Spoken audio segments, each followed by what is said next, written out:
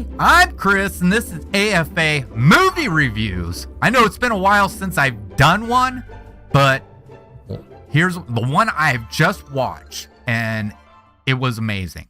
I watched The Batman, and I went into it expecting what normal Batman movies are like. This was different.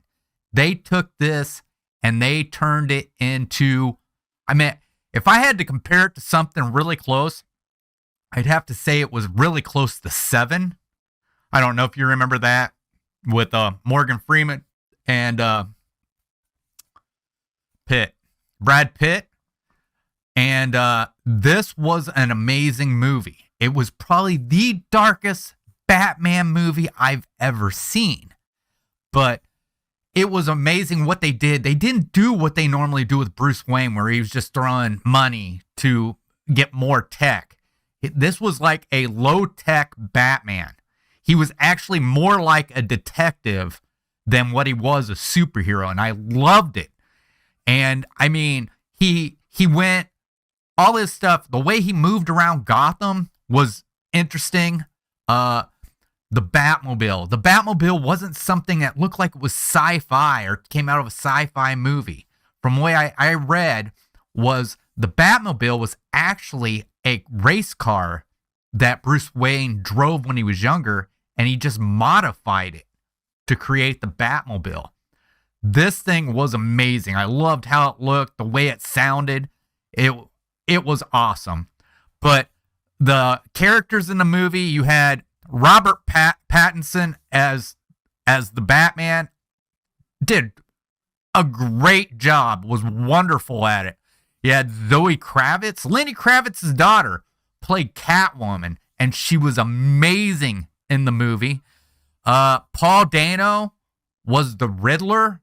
He plays such a good character as having that kind of mentality, the way he was. It was just amazing watching. Colin Farrell as the Penguin. I had to look this one up. It didn't even look like Colin Farrell. It was amazing what they did.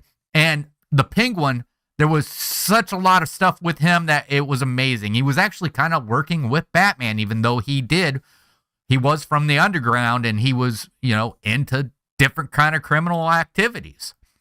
Then you had Jeffrey Wright as James Gordon.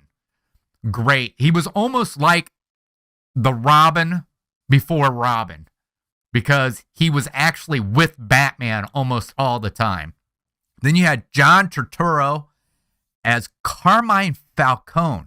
This was an interesting cast. I really did not expect to see him in that role. It was awesome. It was awesome. You had Andy Serkis as Alfred Pennyworth.